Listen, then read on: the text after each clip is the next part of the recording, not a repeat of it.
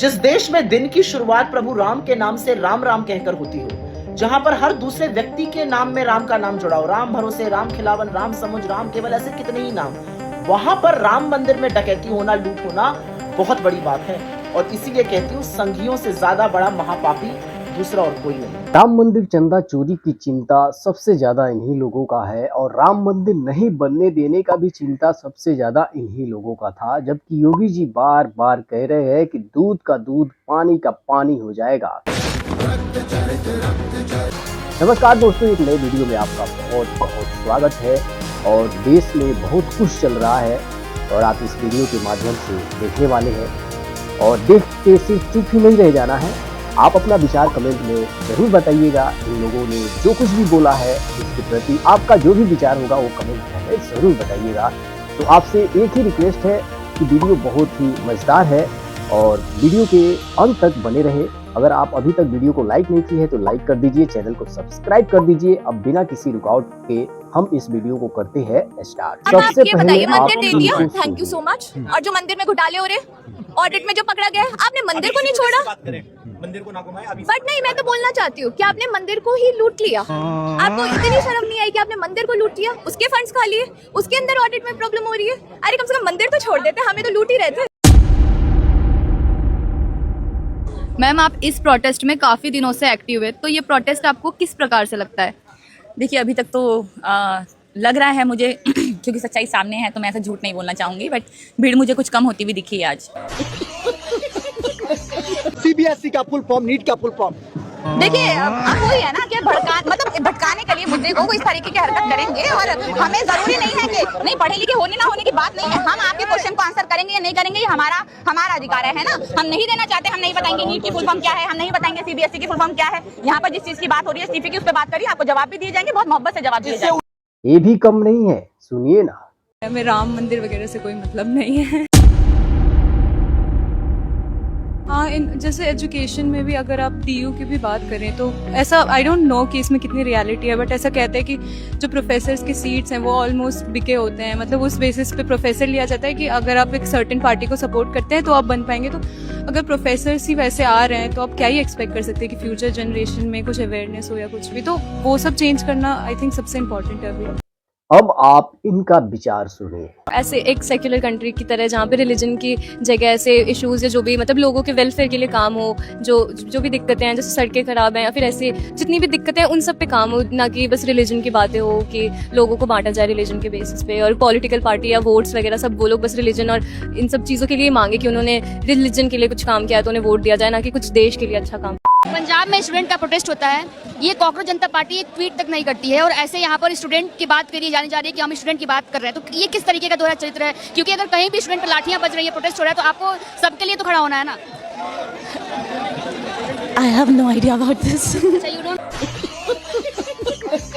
तो जो जैसा सोचता है वो वैसा बन जाता है। इन महाज्ञानियों का ज्ञान सुन के आपको क्या लगा, आप अपनी राय कमेंट में जरूर बताइएगा। अब आगे हम और ज्ञानी और महाज्ञानियों का सुनते हैं। आप लोग रोज यहाँ बैठे हैं, रोज लोगों का टाइम वेस्ट हो रहा है, आपका टाइम वेस्ट हो रहा है। मैं ये नहीं कहती कि आप लोग का टाइम,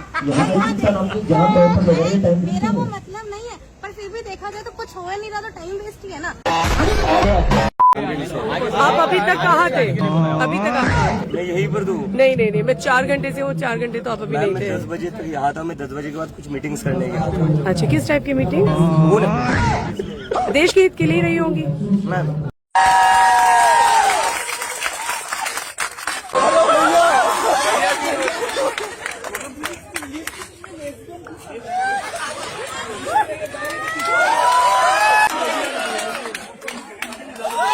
दोस्तों, आगे का जो वीडियो है बहुत इम्पोर्टेंट है, इसको सुनना आप मत भूलिए, क्योंकि इस वीडियो के माध्यम से आप जानेंगे कि आखिरकार ये लोग धर्मेंद्र प्रधान का इस्तीफा क्यों मांग रहे हैं। जबकि मनमोहन सिंह सरकार में भी 18 बार पेपर लीक हुआ था और बीजेपी सरकार, मोदी सरकार में भी पेपर लीक हुआ है, लेकिन धर्मेंद्र प्रधान निशाने पर क्यों है, सुनिए आप इनसे।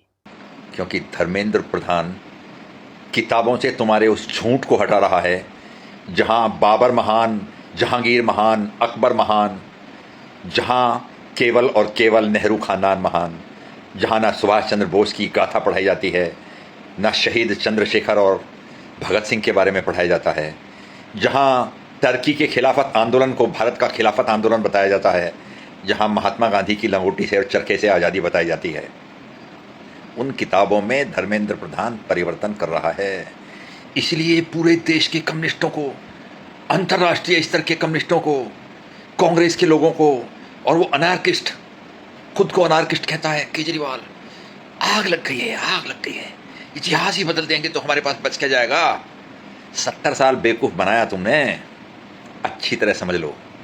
ना तो इस देश का युवा तुम्हारे साथ है, ना इस देश का जैन जी तुम्हारे साथ है, और ना ही नरेंद्र मोदी की सरकार तुम्हारे इन 15, 20, 50 आदमियों को बिरयानी खिलाने से धर्मेंद्र प्रधान को हटाने वाली है। घर लौट जाओ, ड्रामा बहुत हो गया। नमस्कार।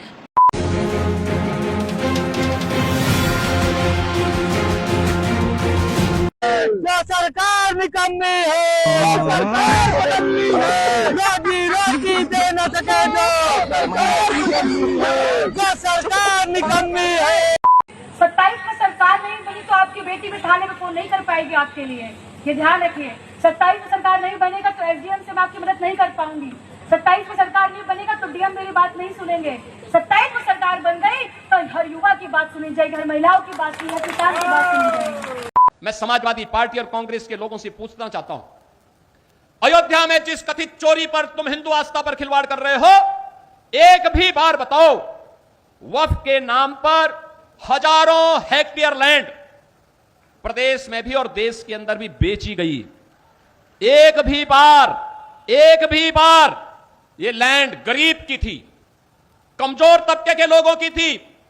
ये लैंड जिसको गरीबों के नाम पर पट्टा दिया जा सकता था, जहां पर कन्वेंशन सेंटर बनाया जा सकता था, जहां पर किसी राजेंद्र मौर्य जैसे किसी गरीब व्यापारी के लिए दुकानें और व्यापारिक प्रतिष्ठान बनाए जा सकते थे, जहां से वह अपनी प्रतिभा और अपनी कारीगरी का परिचय देकर के दुनिया को देता। इन्होंने वक्फ के नाम पर उस लैंड को कब्जा करवा करके, बेच करके, और कुछ चुनिंदे लोगों ने वक्फ के नाम पर उस लैंड का वारा न्यारा किया है। एक भी बार कांग्रेस और समाजवादी पार्टी बोली नहीं। जिस रामायण की चर्चा प्रसार माध्यमों में बहुत जोरों शोरों से हो रही है, और जो स्वर्णांकित रामचरितमानस की पोथी यहाँ पर प्रदान की गई है, वो अत्यंत आदर के साथ सुरक्षित रखी हुई आप यहाँ पर देख सकते हैं।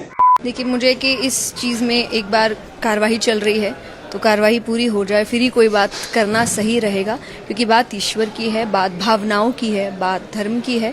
इसी चीज कोई भी चूक होना बहुत भावनाओं को हर्ट कर सकती है। तो कार्रवाई चल रही है ना, ईश्वर करे कि सही का ही साथ हो। जय श्री राम, हर हर महादेव, हर हर महादेव।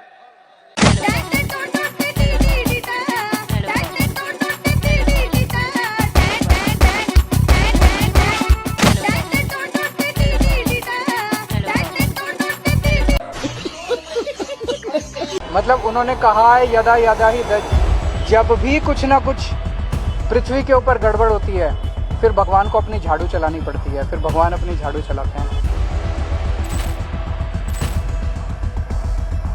राम का नाम आपने बदनाम कर दिया, हिंदुत्व का नाम पे खेला और हिंदुइज्म को आपने फिनिश किया। अरे समाजवादी पार्टी और कांग्रेस के लोगों, बेशर्मी के साथ डूब मरो। दोस्तों, यहाँ तक वीडियो देखने के लिए आपका बहुत बहुत धन्यवाद। आई होप आप स्वस्थ होंगे, मस्त होंगे और अपने काम धाम में भी व्यस्त होंगे। और आज का ये जो वीडियो है ये अच्छा भी लगा होगा, बहुत मेहनत से इसको लाइन अप किया था। और आपने देखा कि जनता की जो विचार है, नेताओं का जो विचार है, फिलहाल इस समय तो धर्मेंद्र प्रधान के इस्तीफा और राम मंदिर चंदा चोरी के खिलाफ जो कुछ भी चल रहा है वो अजीबो गरीब है। जबकि योगी सरकार बार बार कह रहे हैं कि दूध का दूध, पानी का पानी हो जाएगा, चाहे कोई भी हो बच नहीं पाएगा।